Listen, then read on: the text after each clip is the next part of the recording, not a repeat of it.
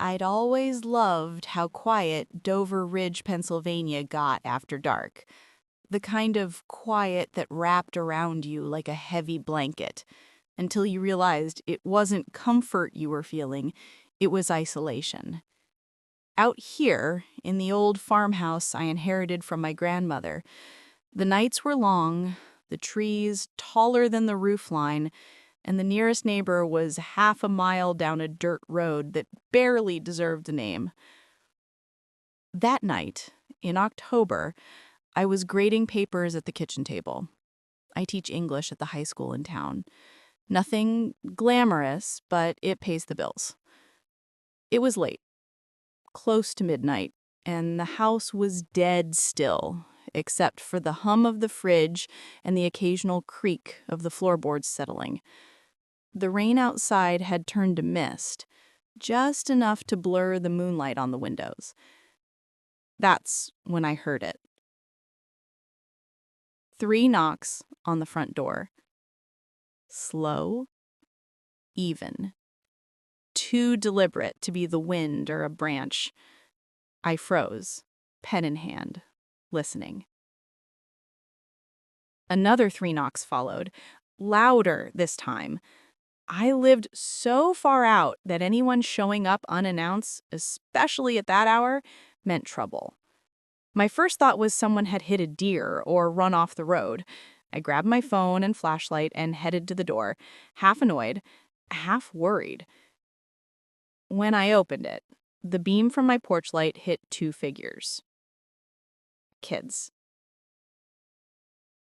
A boy and a girl, both maybe 10 or 11, standing barefoot on my porch.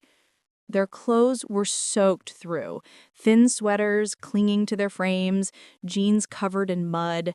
The boy looked up first, his voice steady and strange. "Ma'am," he said, "we need to come inside." I blinked. "You... what? Are you hurt? Where are your parents?" "They'll be here soon," the girl said. Her tone didn't match her words. No fear, no urgency, just flat calm. She lifted her head, and that's when I saw her eyes. Black. Not dark brown, not shadowed. Completely black, like 2 holes punched through reality. Every instinct in my body screamed no. I took a step back without meaning to. "You can wait on the porch. I'll call the sheriff." The boy tilted his head like he was trying to understand me. "You have to invite us in," he said softly. My stomach dropped. I don't know why, but the way he said it, like a command wrapped in a whisper, made my skin crawl. "You need to leave," I said, trying to sound firm. "Now." The girl frowned. "Please," she murmured. "It's so cold." Her voice didn't sound like a child's anymore. It was layered, deeper somehow, like 2 people speaking at once. The porch light flickered, and I swear the air around them seemed to hum. I slammed the door shut and locked it. My hands were shaking. Rusty, my old retriever, started barking from the living room, low and guttural. The kind of bark he'd only used once before, the night a bear wandered onto the property. Then came the tapping. Not knocks this time. Soft taps against the window by the sink, rhythmic and patient. Tap, tap, tap. I turned off the kitchen light, my heart hammering, and peered through the curtains. They were there, both of them, staring straight at me through the glass, their faces blank, those black eyes gleaming in the porch light's dying flicker. "We can't come in unless you let us," the boy said, voice muffled through the pain.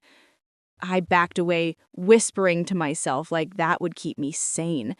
"It's not real. It's not real." The power went out. Darkness swallowed the house whole. Rusty whined, then went silent. I fumbled for my flashlight, flicked it on, and nearly dropped it when I saw what was written on the fogged glass of the window. Let us in. That was enough for me. I grabbed my keys, Rusty's leash, and bolted for the truck. I didn't look back until I hit the end of the driveway. They were gone. No footprints in the mud, no sign they'd ever been there at all. I didn't sleep that night, and I haven't since. Not really. Every few weeks, I'll wake up to tapping on the window, always the same pattern, always around midnight. I stopped grading papers at the kitchen table. I stopped answering the door after dark. But the thing that scares me most, sometimes, when the power flickers and the wind dies, I can hear them whispering through the walls. And they're always saying the same thing. You let us in once, Hannah. You just don't remember.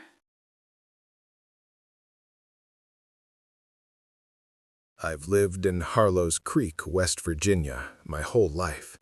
A small, coal town that never quite recovered after the mines shut down. Folks here say the hills remember everything, and sometimes, when the fog rolls in off the ridge, they whisper it back.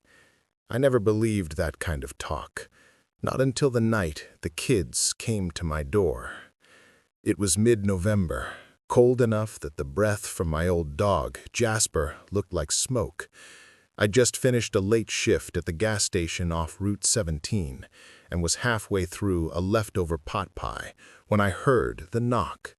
3 taps, slow, steady, too polite for a drunk, too late for a neighbor. Jasper growled before I even stood up. He's an old mutt, half blind, but that night his hackles went up like he'd seen the devil himself. The knock came again, same rhythm, same calm. I flipped on the porch light and peered through the window. 2 kids, a boy and a girl, maybe 12 or 13, both wearing hoodies, soaked from the drizzle, just standing there like they'd been waiting for me all night. I cracked the door an inch. "You 2 lost?" The boy looked up first.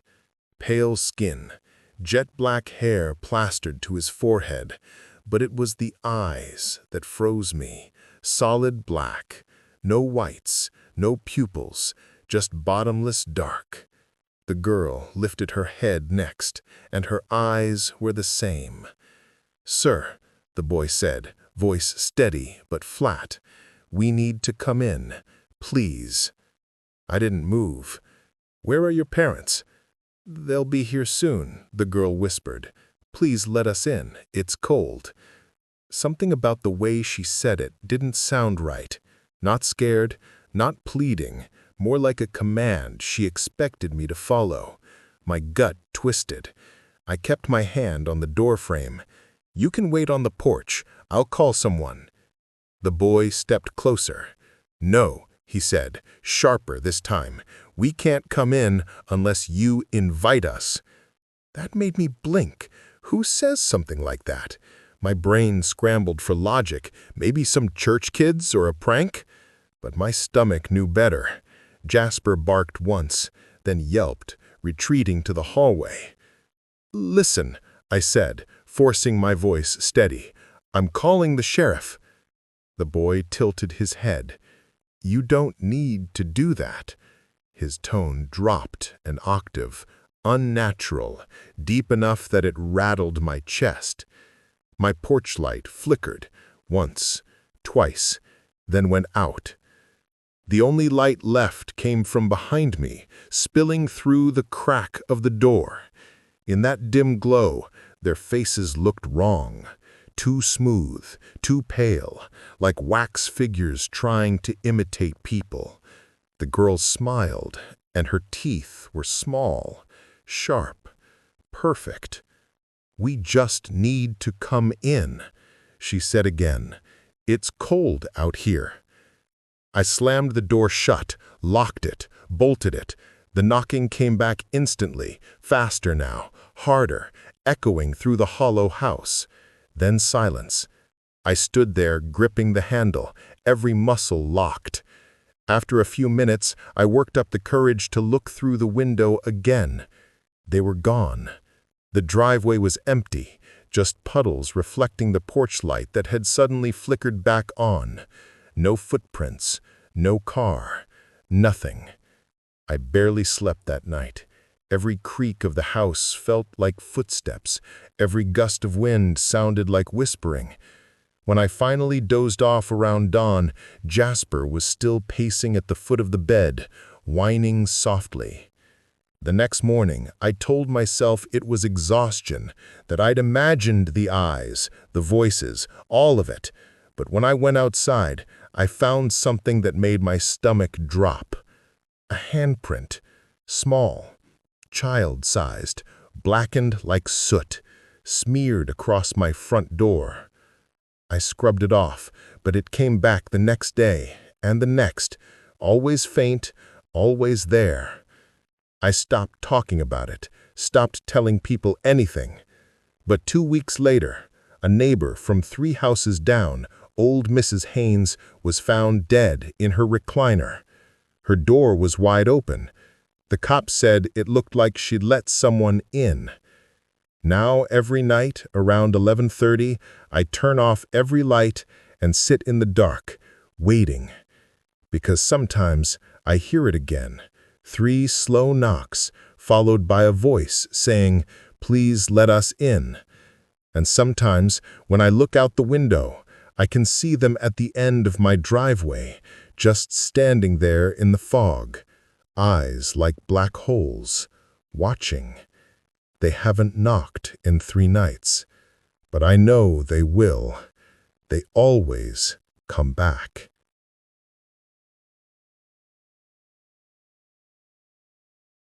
People always said Harper's Hollow, Maine was peaceful, one of those postcard towns where life moved slow and steady, tucked between endless pine trees and a river that never froze. I moved here 6 years ago, trading city chaos for quiet nights and the sound of owls instead of sirens. But lately, the quiet doesn't feel peaceful. It feels like something waiting to happen. It was early November, the kind of night when the fog rolls in thick and heavy, clinging to the road like it's alive. I'd just gotten home from my shift at the diner, tired and smelling like coffee and fryer grease.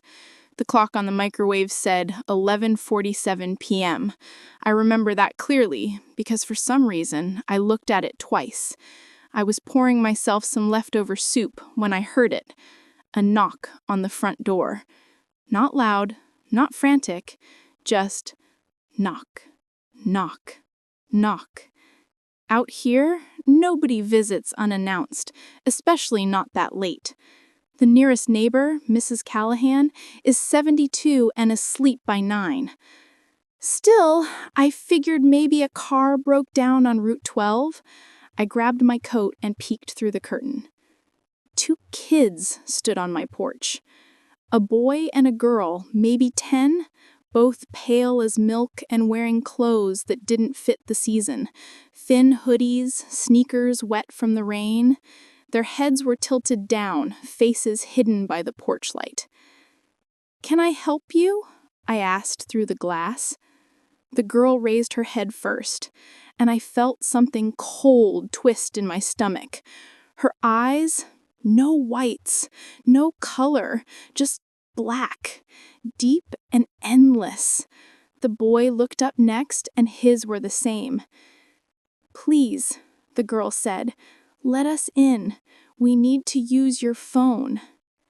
Her voice was calm, too calm, like she'd practiced it. My instinct screamed no. I forced a shaky smile. "I'll call someone for you. Where are your parents?" "They'll be here soon," the boy said, expressionless. "But we can't come in unless you invite us." That word, invite, hit me wrong. The way he said it didn't sound like a question. It sounded like a rule. I took a step back, locking the deadbolt without breaking eye contact. The girl tilted her head, that same eerie calm on her face. "Please," she whispered. "It's so cold." Her tone wasn't pleading, it was knowing.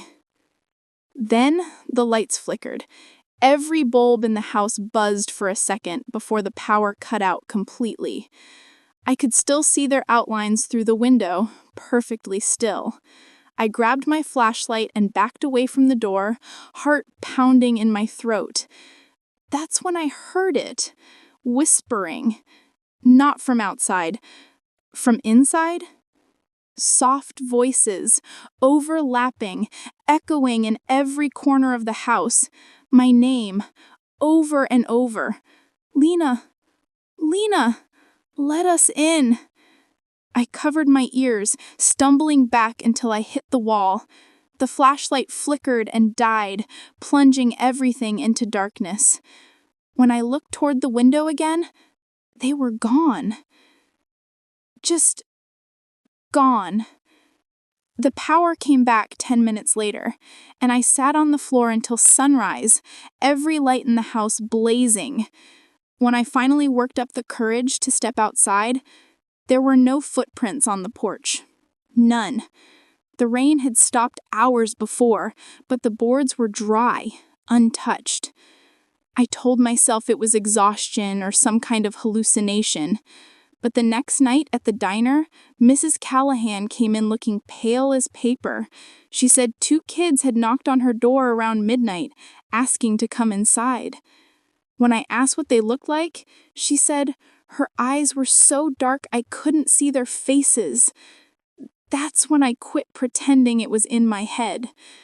Now, I keep the curtains closed after sundown. I leave the porch light on and the door locked. But sometimes, late at night, I still hear it. 3 knocks, slow and even, and a voice that sounds like a child's, whispering through the walls. "Lena, it's cold."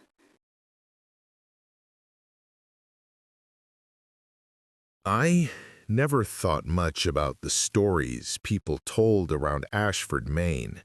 Tales about ghosts in the pines, lights over the lake, or kids with eyes darker than midnight.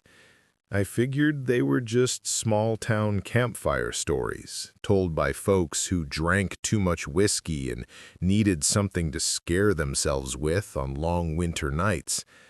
But that was before I took the night shift at Benton's Gas and Auto, the only place open after 10 for 30 miles. I started in early December, the kind of cold that feels like it's biting through your bones. Business was dead that night. No tourists, no truckers, not even the usual drunks coming off the back roads. Around 11:45, I was leaning on the counter, half asleep, when the motion bell dinged. I looked up, expecting a car, but the lot was empty. The wind pushed against the glass, carrying snow like ash. Then came the knock. Not on the door, on the window beside it. I turned and froze. 2 kids stood outside the glass, side by side, their faces barely visible in the weak fluorescent light. A boy and a girl. Couldn't have been older than 12. No coats, no gloves, just pale skin and black hoodies dusted with snow. The girl raised her hand and knocked again, slow, steady, almost polite. "Sir," she said. Her voice was soft, but it carried like it was inside the room. "Please, we need to use your phone." Something about that voice made my stomach twist. I don't know how to describe it. It didn't sound scared or cold. It sounded practiced. I unlocked the door halfway, keeping one hand on it. "You kids lost? Where are your parents?" The boy looked up then. His face was pale as chalk, and when the light hit his eyes, my breath caught. They weren't normal. They were black. Completely black.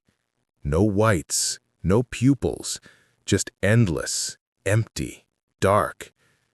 "We need to come in," he said. I stepped back. "You can wait out there. I'll call the sheriff." The girl frowned, tilting her head like a bird. "Please, you have to invite us in." That's when every hair on my neck stood up. Behind them, the air seemed to move, like heat rising off asphalt. The snow stopped falling. The whole world just paused. I could feel it pressing against the windows, like the storm itself was holding its breath. I shut the door and locked it. "You need to leave. Now." They didn't move. The girl smiled. It wasn't warm. It wasn't human. "You shouldn't have seen us," she whispered. The lights inside flickered once, then went out. The hum of the fridge, the heater, everything died. The only glow left came from the gas pumps outside, casting just enough light for me to see them still standing there, still watching. That's when they started tapping. Slow at first. Tap, tap, tap. Then faster, louder, their tiny hands smacking against the glass in rhythm like some kind of chant. My heart was pounding so hard it hurt. I grabbed the flashlight from under the counter and shined it at them. They were gone. The snow outside was untouched. No footprints, no marks, just white silence. The power came back on about 5 minutes later. I called the sheriff, but by the time he showed up, there was nothing to see. He looked tired, didn't even write a report. He said, "Happens sometimes. You've been hearing about those kids too, huh?" I told him what I saw. He didn't laugh, just nodded slowly and said, "You're not the first." Before he left, he looked me dead in the eye and added, "If they ever come back, don't speak to them, don't look at them, don't let them in." I quit 2 days later. That was 3 weeks ago. Now, every night around midnight, my motion sensor light outside my trailer clicks on, always twice. I tell myself it's raccoons. The sheriff said the same thing. But last night, when I looked through the blinds, I saw 2 small shapes standing at the edge of the trees, still, silent, facing my door. The light clicked off. When it came back on, they were gone. But I can still see them when I close my eyes. 2 figures, black-eyed and patient, waiting in the snow. The children of the abyss. And they're not done with me yet.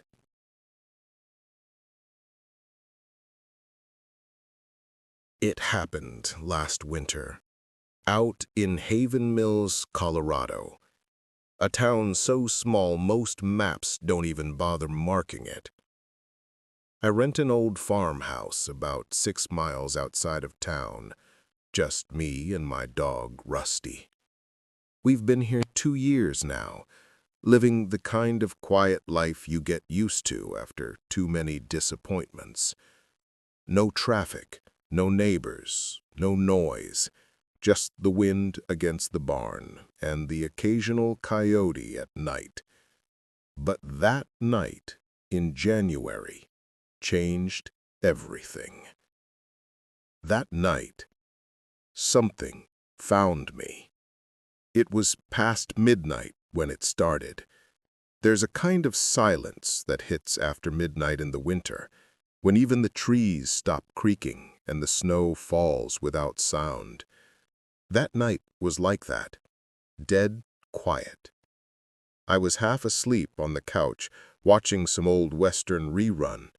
Rusty lay curled up at my feet, twitching in his sleep. Then, out of nowhere, he sat up, ears stiff and body trembling. He stared at the door and gave this low, uncertain growl. That's when I heard it. 3 knocks.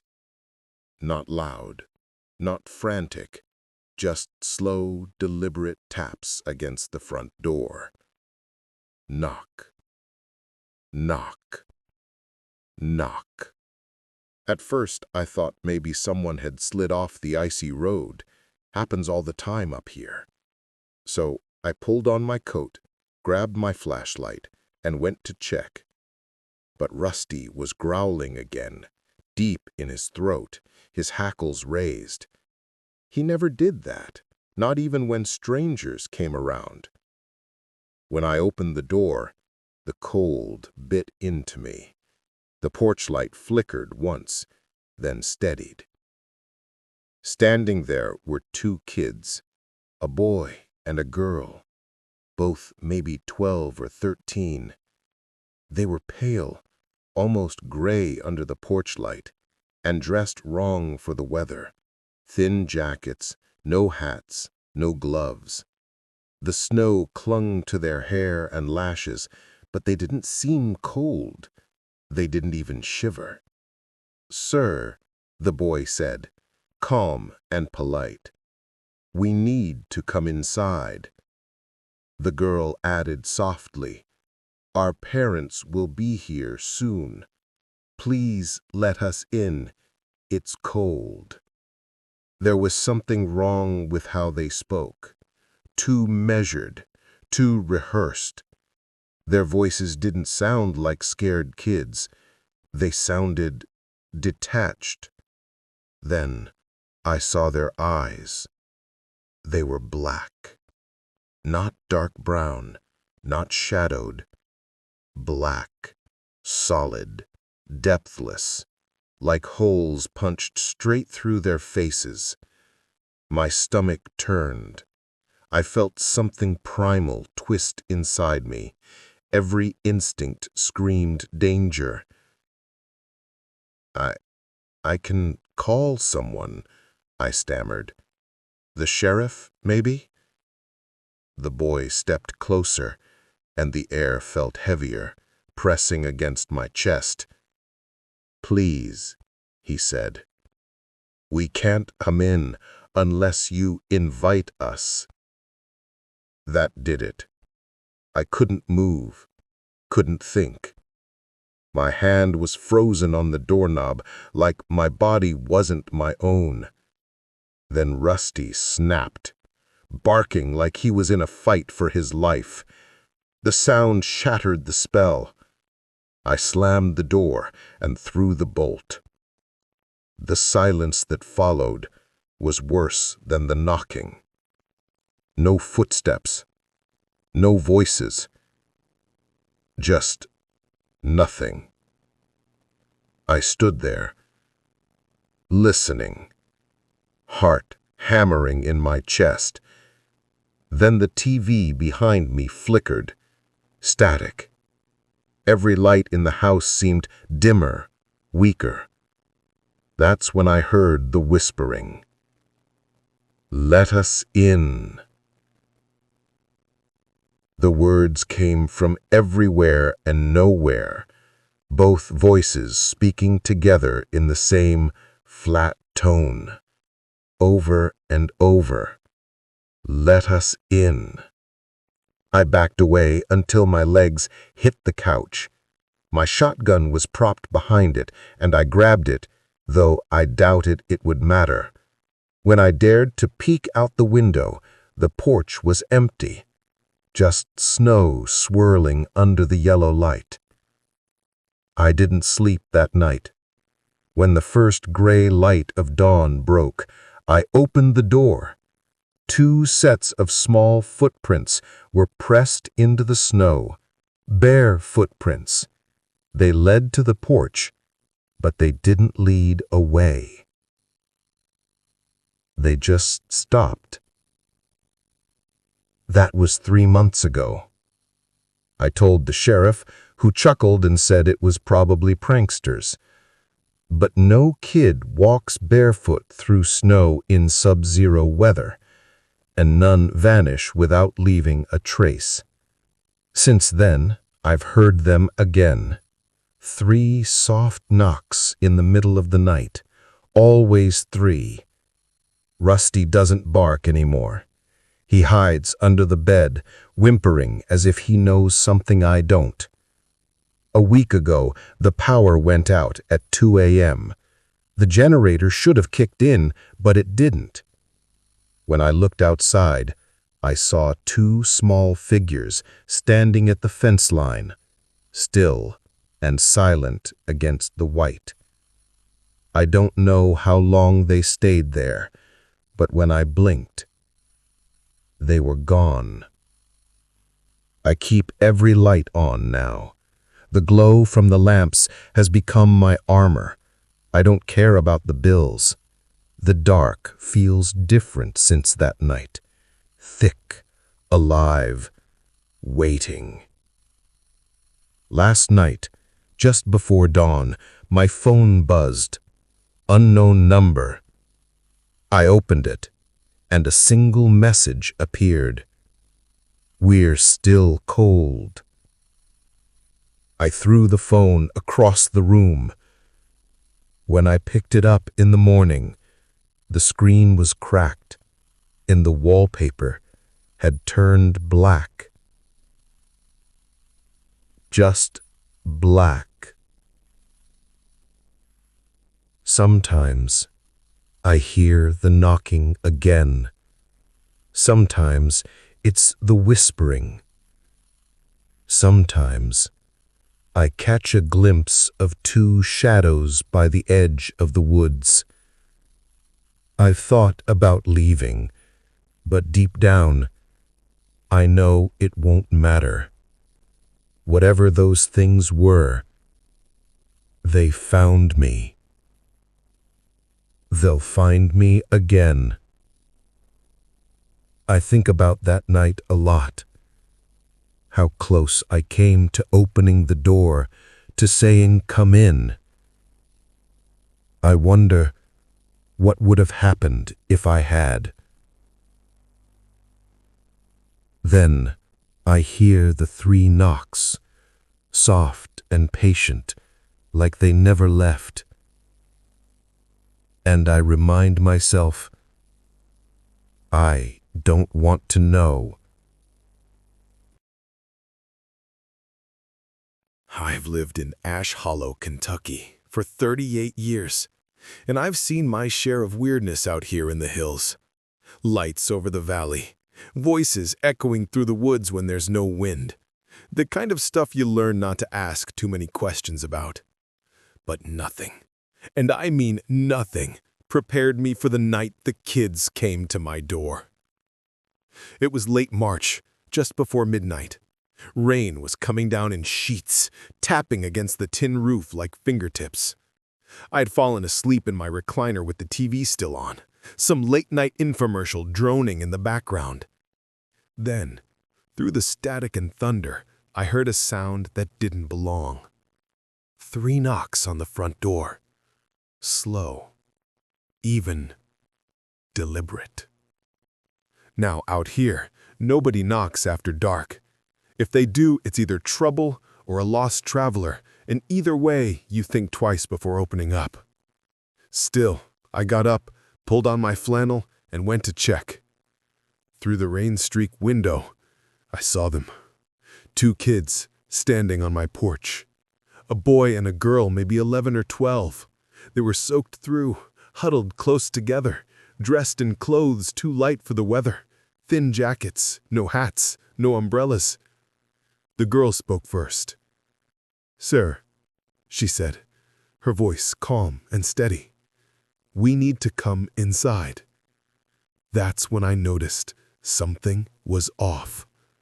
Her voice didn't sound right, flat like she was reading from a script. The boy lifted his head next, and that's when I saw his eyes. Black. Not dark brown, not shadowed, black. From lid to lid, glossy and endless like 2 drops of oil. I stumbled back from the window, my pulse spiked. "You kids okay?" I asked through the glass. "Where are your parents?" "They're coming," the boy said, his voice monotone, emotionless. "Please let us in." I felt something in my gut twist. Pure animal fear. The kind that doesn't come from logic, just instinct. "You can wait under the porch. I'll call someone to come get you." The girl tilted her head, and a small smile crept onto her lips. "We can't come in unless you invite us." The words hit me like a punch. I don't know why, but they froze me in place. The rain outside grew louder, hammering the roof. The TV cut to static, buzzing like a swarm of flies. I reached for the phone, but the line was dead. Then, the whispering started. It wasn't coming from outside. It was inside the house. Faint at first, like the sound of wind sliding under a door, but it grew louder, clearer. Dozens of voices overlapping, murmuring things I couldn't quite make out. I clutched my head, heart pounding, and yelled, "Get off my porch!" When I looked again, they were gone. The porch was empty, rain pooling where they'd been standing. I shut every lock in the house, grabbed my flashlight and shotgun, and waited for morning. I didn't sleep. When daylight finally came, I checked outside. No footprints in the mud. No sign anyone had been there at all. But I wasn't imagining it. I couldn't have been. That afternoon, I drove into town and told my buddy Tom Granger, who works for the county road crew. He listened, quiet and pale, then said, "You saw them too." Turns out, I wasn't the first. Tom told me about an old couple up near Riverbend who'd answered their door to two kids like that last winter. They let them in. The next morning, both were found dead in their chairs. No wounds, no signs of struggle, just two black smudges on the floor beneath their feet, like something had burned through the wood. I moved out of that house 2 weeks later. Couldn't stand being there at night. But sometimes, when the rain comes heavy and the power flickers, I swear I still hear them. The knock, the whispering, that soft, eerie voice saying, "We can't come in unless you invite us." I haven't invited anyone in after dark since.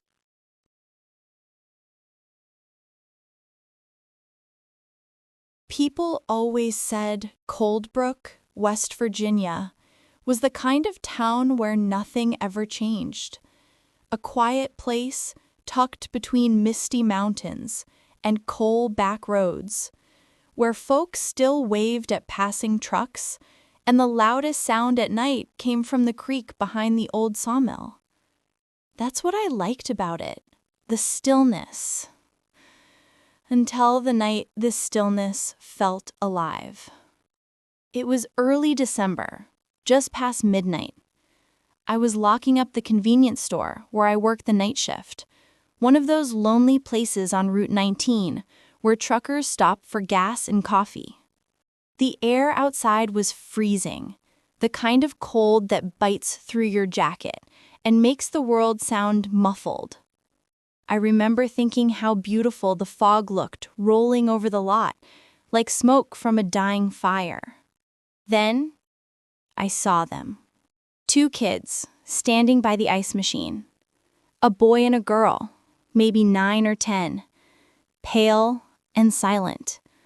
I hadn't heard a car pull in, and the fog was so thick I hadn't seen them approach.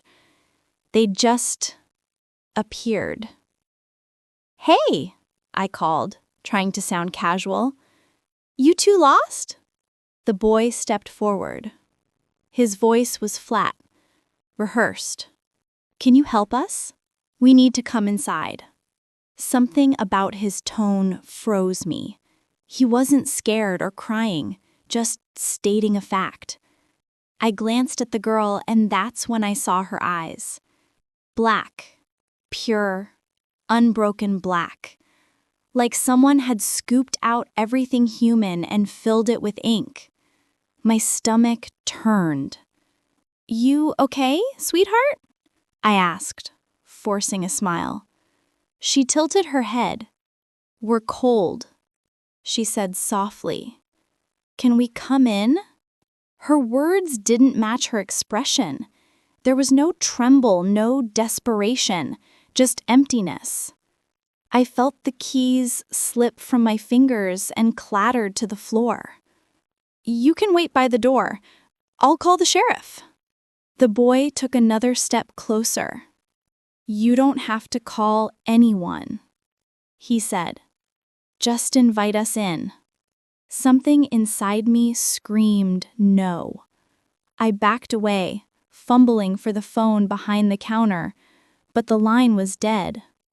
Every light in the store flickered, buzzing like they were shorting out. I could feel the static in the air, sharp and electric, raising goosebumps on my arms. Then came the tapping.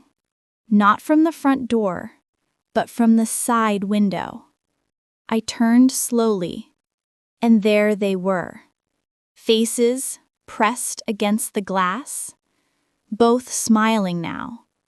Their eyes swallowed the light, reflecting nothing back. "Please," the girl whispered. "We can't come in unless you invite us." I stumbled backward and locked myself in the storage room, heart pounding so hard I thought it would crack my ribs. I sat there for maybe 10 minutes, or an hour, I couldn't tell, until the buzzing stopped and the silence returned. When I finally stepped out, the parking lot was empty. No footprints in the frost, no fog, just the distant hum of the highway. I told the morning clerk what happened. She looked at me like I'd lost my mind. Then she said, "You heard about the Morgan kids, right? The ones who went missing last week out near the ridge?" I nodded slowly. She leaned closer and whispered, "People say they still show up at night, asking to come inside." I laughed it off, but that night, when I got home, my power flickered again. I looked out my window, and in the faint glow of the porch light, I saw two small silhouettes standing at the edge of the yard, waiting. I keep the blinds shut now. I leave the lights on, the doors locked. But sometimes when the wind dies and the night gets too quiet, I hear it again, tapping at the glass. And that same hollow voice, soft and patient, whispering through the dark, "Please, just invite us in."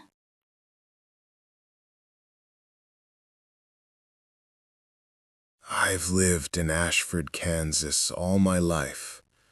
A small town most people drive through without noticing. We've got one diner, two gas stations, and more miles of wheat fields than people. Nothing exciting ever happens here, or at least that's what I used to think. That was before the night I saw them.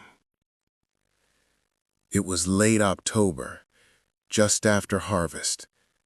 The air had that dry chill that bites through your jacket, and the wind carried the faint smell of burnt leaves from the fields. I was driving home from my job at the grain elevator around 11:30 p.m. The roads were empty, the kind of empty that makes you feel like you're the last person left in the world. That's when I noticed a pair of figures standing by the side of County Road 8, right under the busted street light near the old Miller barn. At first, I thought they were kids. Two of them, a boy and a girl, maybe 10 or 11, standing perfectly still. No flashlight, no bikes, no parents in sight, just staring. I slowed down, rolled my window halfway down, and called out, "You kids okay? Need a ride?" They didn't answer right away. The girl stepped forward, and that's when I saw her eyes. Black. Not dark brown, not shadowed, completely black, like two holes punched through her face. My stomach dropped. The boy followed. Same thing. No whites, no reflection, nothing. "Sir, we need to come with you."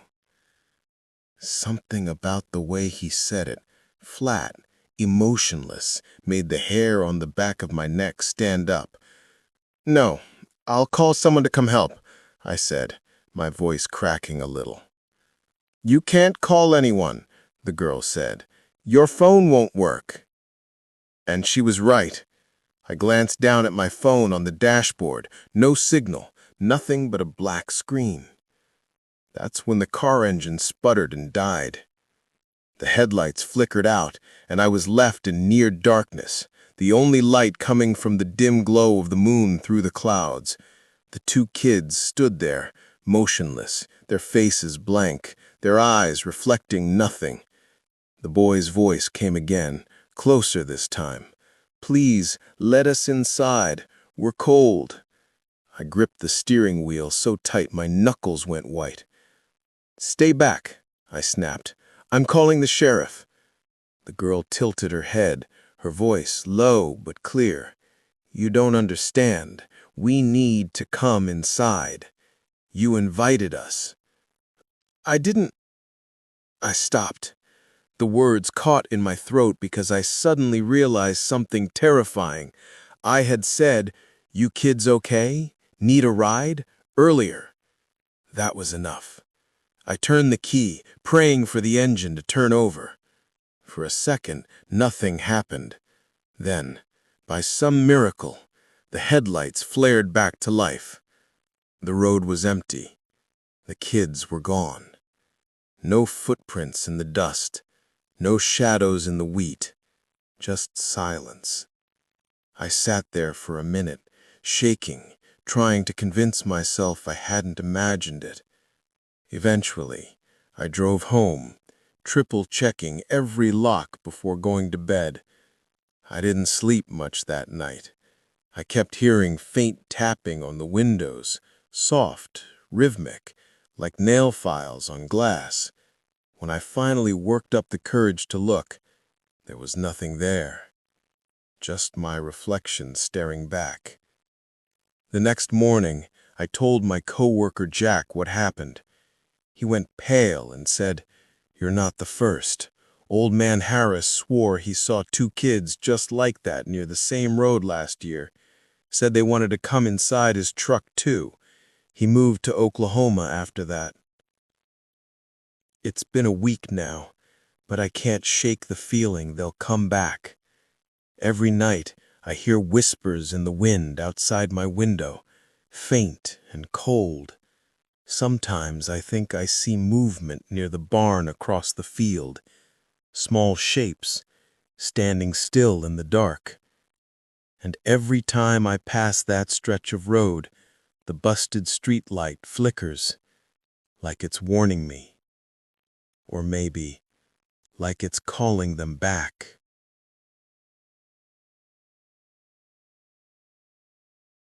People always said nothing bad ever happens in Fairfield, Vermont, a postcard town wrapped in maple woods and the smell of chimney smoke, the kind of place where everyone knows your name and strangers stand out like storm clouds. I used to believe that too, until last winter. Now I keep my lights on every night and pray I never hear that knock again. It was January 6th, the coldest night of the year. The snow had piled up past the porch rail and the power kept flickering because of the wind. I live alone in a small cabin off Route 36, about a mile from town. I was making tea and reading by the fire when the first knock came. 3 slow, deliberate taps on the front door. At first, I thought it was the wind, or maybe a fallen branch, but then it came again. Knock, knock, knock. I froze. Nobody visits out here after dark. The road's a sheet of ice, and most of my neighbors are retired farmers who'd sooner call than drop by. I stood up, heart thudding, and crept to the window. There, half lit by the porch light, were 2 children, a boy and a girl, maybe 10 years old, both pale as the snow behind them. They weren't wearing coats, just thin gray clothes, soaked and stiff with frost. I cracked the door open an inch. "Are you kids lost? Where are your parents?" The boy looked up first, and that's when I saw them. His eyes, black. Not dark brown, not shadowed, black, like pits where light went to die. The girls were the same. My breath caught in my throat. "Please," she said softly, "can we come in? It's so cold." Every instinct I had screamed no. My hand tightened on the doorframe. I said, "There's a gas station 2 miles down the road. I can call someone for you." The boy tilted his head. "We can't come in unless you let us." The words hit me like ice water. His tone wasn't pleading. It was certain, like a rule carved in stone. The girl smiled, but it wasn't the smile of a child. It was too slow, too knowing. "Please," she said again, her voice barely above a whisper. "Let us in." Then the lights went out. Every bulb in the house popped at once, and the room sank into darkness. I stumbled back, heart racing as the wind howled through the cracks in the walls. Outside, I could still see them, standing motionless under the porch light, their heads tilted in perfect unison.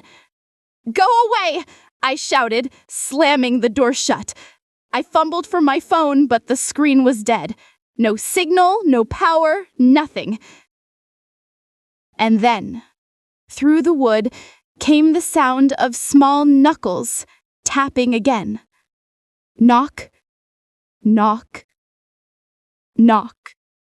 They didn't shout, they didn't beg, just that steady, patient rhythm, like they knew eventually I'd have to answer. I sat there on the floor for what felt like hours, clutching the fireplace poker, listening as the knocks moved from the front door to the side windows, soft, deliberate, measured. When the sun finally rose, the sound stopped. The lights flickered back on. I waited until daylight before opening the door. There were no footprints in the snow, just a faint circle melted into the frost where they'd been standing. I told the sheriff what happened. He nodded, said it was probably kids playing pranks. But when I mentioned the eyes, his face went pale. He told me not to talk about it anymore, that some things don't need inviting. That was 3 weeks ago. Last night around midnight, I heard it again. 3 slow knocks on the door. Only this time, they said my name.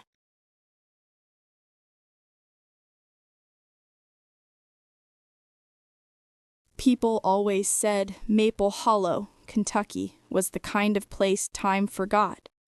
1 gas station, 1 diner, and enough old stories to fill 100 ghost tours. The kind of town where rusted trucks outnumber new ones, where people wave to you even if they don't know your name, and where every old-timer's story sounds just a little too detailed to be fiction. I used to think it was all part of the charm. Small-town folklore passed down over cups of coffee and slices of pie at the Hollow Grill. Ghosts, witches, lights in the woods. It was all harmless fun. But after what happened last October, I don't laugh at those stories anymore. I still see their faces when I close my eyes. those black, empty eyes staring back from the dark. It started on a Thursday night, one of those nights when the wind bites through your jacket and smells like wood smoke and rain. I had just finished closing up the diner, wiping down the last counter and flipping the sign to closed. The Hollow Grill sits right off Main Street, next to the gas station that hasn't changed its prices since 2005. The neon sign out front buzzed weakly, flickering between Hollow and Grill. It gave the whole place a kind of eerie glow, even on good nights. I stepped out the back door with my keys in one hand and a bag of trash in the other. The parking lot was empty, except for my old Buick, half buried under fallen leaves. The night was still. No crickets, no wind, just silence. That's when I saw them. 2 kids, standing near the dumpster. At first, I figured it was just some local teenagers pulling a prank. Maybe Seth and his buddies from the high school, trying to jump scare the night staff. But something about them froze me in place. They were standing too still, not fidgeting, not whispering, not even breathing that I could see, just watching. The girl looked about 10, the boy maybe 12, both pale as candle wax, like the color had been drained right out of them. Their clothes didn't fit the season. Old-fashioned wool coats, button-up shirts, and scuffed shoes caked with mud. The girl's hair hung in tangled waves that looked wet, though the sky had been clear all day. "Can I help you two?" I called, trying to sound calm. The boy stepped forward. His voice was soft, polite, almost too polite. He said, "Please, ma'am, we need a ride." It wasn't what he said, it was how he said it. No fear, no urgency, just flat. I glanced around the lot, half expecting to see parents or a broken-down car, but there was nothing. Just the shadows stretching long across the asphalt. "Where are your folks?" I asked. The girl tilted her head a little, like a curious bird. "They'll come soon," she said. Her voice was calm too, but it had this strange echo to it, like she was repeating someone else's words. That's when she looked up, and I saw her eyes. They were black, completely black. No white, no color, no reflection, just bottomless dark. My stomach dropped. I looked at the boy. His eyes were the same. My hand was already on the car door, but I froze. Every instinct I had screamed, "Run!" "Please," the boy said again. "Let us in." The words sent a cold rush through me. I shook my head. "I'll call the sheriff," I said, fumbling for my phone. But the second I pressed the power button, the screen went dark. I tried again, but nothing. The streetlight above us flickered once and went out completely, plunging everything into shadow, except for the faint red glow from the diner sign. The air felt different then, thick, electric. I could hear a faint humming, like power lines in a storm. My skin prickled. "You should really go," I said, stepping back. My voice sounded small. The girl smiled then, a slow, unnatural smile that didn't reach her eyes. She whispered, "You already did." Then, just like that, the lights came back on. The sign buzzed to life, my phone blinked awake, and the hum was gone. But the kids weren't there anymore.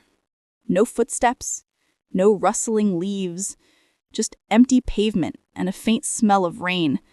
I stood there for what felt like forever, waiting to see if they'd come back. When they didn't, I got in my car, locked the doors, and drove home faster than I should have on those winding roads. I tried to tell myself I'd imagined it. Too much caffeine, too little sleep. But when I got home and stepped onto my porch, my stomach turned to ice. There were muddy footprints on the steps, small ones, barefoot, leading right up to my door. I didn't sleep that night. I sat in the living room with every light on, clutching the baseball bat I kept behind the couch. Around 3 a.m, I heard it. 3 soft taps on the window. Tap, Tap, tap. I didn't move, didn't breathe. I told myself it was the wind, but deep down I knew it wasn't. When morning came, I found 2 small handprints smudged on the glass. I told the sheriff the next day. He gave me that look people give when they're trying not to call you crazy. He said, "Probably some local kids pulling pranks. Halloween is coming up, you know?" But no kid I've ever seen has eyes like that. It's been weeks now. The knocks still come some nights. Always 3 taps, always around the same time. I move the curtains so I can't see outside, but sometimes when the porch light flickers, I catch glimpses of them. 2 small shapes, standing just beyond the glow. Still, silent, waiting. And every time, without fail, I hear that same soft whisper through the glass. "Please, let us in." I don't answer anymore. I don't even move. I just sit there, pretending not to hear, praying they'll go away. But a part of me knows they won't. People in town still tell their ghost stories. They talk about the old cemetery on Hollow Road, about the witch who used to live by the river, about strange lights in the woods. But nobody talks about the children. Maybe they're too scared to. Or maybe they just haven't seen them yet.